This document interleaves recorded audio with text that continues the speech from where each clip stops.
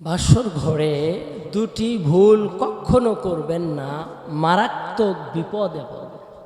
আজকে আমি আমার আলোচনার দ্বারা যেই সতর্ক বাণীটা পৌঁছিয়ে দিচ্ছি যে বাসর ঘরে দুটি ভুল কখনো করবেন না, মারাত্মক বিপদে পড়বে। বিশেষ করে এটা বর্তমান সময়ের ইয়ং জেনারেশন যারা আছেন, যারা বিবাহ করবেন, এই রাত আপনাদের সামনে যাদের রয়েছে, আপনারা তারা এই বিষয়টি খুব গুরুত্ব সহকারে দেখবেন।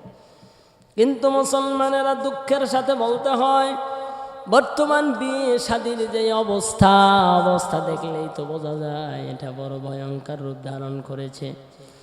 বিয়ে শাদীর যে বিষয়টা আমাদের দেশে বর্তমান সময়ে রীতি নিয়ম হয়েছে, তার মানে কি এটা গায়ে হলুদ নামের বেহায়াপনা দিবস, গায়ে হলুদের যেই প্রোগ্রামটা, এটা মুসলমানদের প্রোগ্রাম নয়। যারা বিবাহের অনুষ্ঠানে গায়ে হলুদের প্রোগ্রাম করবেন এবং বক্সের ব্যবস্থা করবেন, ওরে পরে যৌতুক নামের কুবোঝাটা চাপায় দিবেন, এই লোকগুলার জন্য আমার এই দুইটি বাণী নয়, এই দুইটি কথা আমি বাসর ঘরে যেই দুটি গুরুত্বপূর্ণ কথা বলছি, যদি আপনি না করেন মারাত্মক বিপদের মধ্যে পড়বেন। কিন্তু আপনারা যারা এই প্রোগ্রামগুলি করছেন তাদের জন্য নয়, গায়ে হলুদের প্রোগ্রামে অনুষ্ঠান এটা মুসলমানদের জন্য নয়, মুসলমানদের জন্য নয়, এটা ইহুদি খ্রিস্টান নাসারা হিন্দু বৌদ্ধদের নিয়ম নীতি। এরে মুসলমান না, আপনারা মুসলমান যদি হন, দুনিয়ার সুখ এবং শান্তি যদি পেতে চান, নতুন জিন্দেগিতে ঢুকছেন, নতুন জীবনে ঢুকবেন, নতুন জীবনে যখন ঢুকবেন, ওই জীবনটার জন্য আপনারা যেইভাবে প্রস্তুতি নেওয়ার বিধান রয়েছে।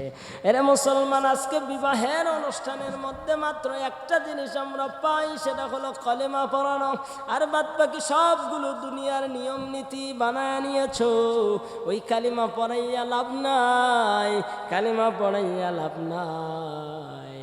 তুমি গায়ে হলুদের প্রোগ্রাম আর বক্সের আওয়াজ, উলঙ্গ নারীদের ড্যান্সের মাধ্যমে বিয়ের অনুষ্ঠান, এমন বিবাহের অনুষ্ঠানে কালিমা পড়ানোটাই আমার গবেষণা ঠিক নয়। কারণ ওই জায়গায় ইসলামকে অপমান করা হচ্ছে, ইসলামকে লাঞ্ছিত করা হচ্ছে। মুসলমান মনে রাখবেন, এমন প্রোগ্রামের দ্বারা যেই বিবাহ শাদী অনুষ্ঠিত হচ্ছে, এই লোকগুলার দ্বারা কখনো নেক সন্তান আসার সম্ভাবনা আশা করা যায় না, আশা করা যায় না। আর আমি যেই দুটি আমলের বয়ান করছি, এই দুইটা আমল কখনো তারা যারা এই বক্সের সাথে জড়িত, গায়ে হলুদের প্রোগ্রামের সাথে জড়িত, গান নাচ ডান্সের সাথে যারা জড়িত, এদের জন্য আমলের নয়। আর যারা কি করবেন না, মুসলিম হলে গায়ে হলুদ টলুদের কোনো প্রোগ্রাম নেই, গোসল নিয়ে অনেক অপকর্ম, এগুলা কুকথা আমাদের দেশে আছে, এগুলারও কোনো ভিত্তি নেই। এ সবগুলির নামে অশ্লীলতা বেহায়াপনা ছড়ানো, এগুলা বন্ধ করতে হবে। সবগুলা বন্ধ করে শরীয়ত মতো যদি বিয়ে করতে পারেন, ওই যুবকদের জন্য আমি সতর্ক করে দিয়ে যাই। আরে মুসলমান, আল্লাহ তো নিজে দোয়া শিক্ষা দিলেন, রব্বানা আতিনা ফিদ দুনিয়া হাসানা ওয়া ফিল আখিরাতি হাসানা ওয়া কিনা আযাবান নার। আল্লাহ শিখায় দিলেন, বান্দা আমি আল্লাহর কাছে দুনিয়ার ভালো, দুনিয়ার সুখ এবং শান্তির জন্য আমি আল্লাহর কাছে দোয়া করো, এরপরে পরকালের মুক্তির জন্য দোয়া করো, জাহান্নাম থেকে বাঁচার জন্য দোয়া করো। আল্লাহ তো নিজে শিক্ষা দিলেন। কিন্তু মুসলমান ইত্যাদি শরীয়ত বিরোধী ভাবে বিবাহের প্রোগ্রাম অনুষ্ঠান কার্যক্রম পরিচালন করিয়া তারপরে আর কোনো সেখানে শরীয়ত থাকে না, শরীয়ত লঙ্ঘন হয়ে যায়। আজকেও আমাদের মধ্যে কিছু উলামায়ে কেরাম রয়েছেন, এরপরে সমাজের যারা নেতৃত্ব দেন, তাদের মধ্যে ইসলাম অবহেলিত হওয়ার কারণে উলামায়ে কেরামদের 200, 500, 1000 টাকার জন্য বিয়ে পড়ানো নিয়ে ব্যস্ত। বিয়ের এই বন্ধনটা বড় কঠিন, এই বন্ধন এমন শর্ত সাপেক্ষে পড়ায় দিতে হবে।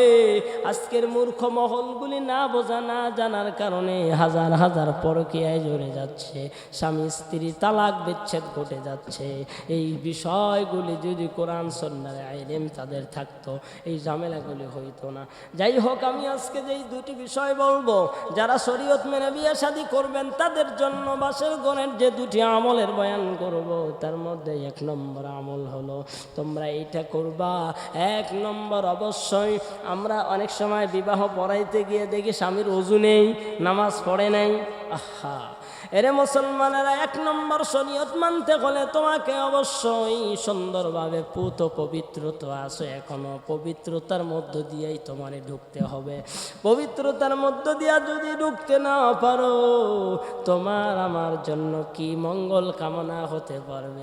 যদিও মৌলভী সাহেব ব্যাগ ওইদিকে বক্স কিছু সময়ের জন্য বন্ধ করে আসছে, এরপরে গায়ে হলুদের নারীদেরকে নিয়ে বেহায়াপনা চতুর্দিকে নিয়ে, শরীয়তের কোনো পরিবেশ নাই ওই জায়গার ভেতরে। আবার খুতবা, বিয়ে পড়ানোর পরে একটা ছোট্ট খুতবা দেয়, খুতবা দেওয়ার পরে আবার দোয়া করে। আরে মুসলমান, ওখানে কিসের দোয়া? না না, যেই বিয়েতে শরীয়ত মেনে বিয়ে হয় নাই ওখানে দোয়া করে লাভ কি? তুমি শরীয়তকে লঙ্ঘন করেছো, ইসলামকে তুচ্ছ তাচ্ছিল্য করেছো। খোদার কসম, ওখানে মঙ্গল আর অমঙ্গল কিছুই না। অমঙ্গলের জন্য তোমার গায়ে হলুদ আর বক্স এসেছে, ওখানে কোনো মঙ্গলের দোয়া করলে আল্লাহ কবুল করবে না। যাই হোক, শরীয়ত মেনে যারা করবেন তাদের জন্য 1 নম্বর, ওযু অবস্থায় অবশ্যই তো ভিতরে ঢুকবেন। ভিতরে ঢোকার পরে সালাম এবং কালাম হবে। সালাম কালামের পরে প্রথম যে আমলটা করব, সেই আমলটি হলো স্বামী স্ত্রী দুজনের মধ্যে একে অপরের জন্য কপালের মাঝখানের ভিতরে চুমো দিতে থাকবো। আর চুমো দেওয়ার পরে আমরা এমনভাবে আল্লাহ তাআলার কাছে এমনভাবে আমরা দোয়া করব। আল্লাহর কাছে বিভিন্ন বিষয় নিয়ে আমরা আল্লাহ তাআলার কাছে দোয়া করব। ওরে মুসলমানেরা, মুসলমান যুবক ভাইয়েরা, এই আমল যদি করতে পারেন, আল্লাহ রাব্বুল আলামিন আপনার জন্য সুখ শান্তি দিয়ে বরবর নতুন জিন্দেগিকে দান করবেন। আমরা 1 নম্বর কপালের মধ্যে চুমু দিব, আর আল্লাহ তাআলার কাছে কল্যাণ ও কল্যাণ নিয়ে দোয়া করতে থাকবো ইনশাআল্লাহ। 2 নম্বর যেটা করব, আল্লাহ এবং তার রাসূল সাল্লাল্লাহু আলাইহি ওয়াসাল্লামের আদর্শের বিভিন্ন কথা আমরা আলোচনা করব। সুন্দর সুন্দর বন্ধনগুলির কথা বলবো। আদম এবং হাওয়া আলাইহিmus সালাম দুজনের মধ্যে আল্লাহ যেই সুসম্পর্ক তৈরি করে দিয়েছিলেন, মহাব্বত পয়দা করে দিয়েছিলেন, আমার নবী আপনার নবী মায়ার নবীর ভিতরে আয়েশা সিদ্দিকা রাদিয়াল্লাহু তাআলা আনহা বর্ণনা করেছেন। এমন সুন্দর সুন্দর নীতি আদর্শের কথাগুলি বলেছেন। স্বামী স্ত্রী সুসম্পর্কের এই কথাগুলি আমরা আলোচনা করব। এরপরে 5 ওয়াক্ত নামাজ পড়ার জন্য আমরা প্রতিজ্ঞাবদ্ধ হব, হালাল ইনকাম করব, হালালভাবে বাকি জীবনটা চালাবো। এরকম বিভিন্ন ভালো ভালো নীতি বাক্যের কথাগুলি আমাদের হয়ে যাবে। এরপরে আমরা শরীয়ত অনুযায়ী সামনে আগাতে থাকবো। আল্লাহ রাব্বুল আলামিন আমাদের সব কিছুর মধ্যে বরকত দিয়া ভরপুর বানায়া দিবেন।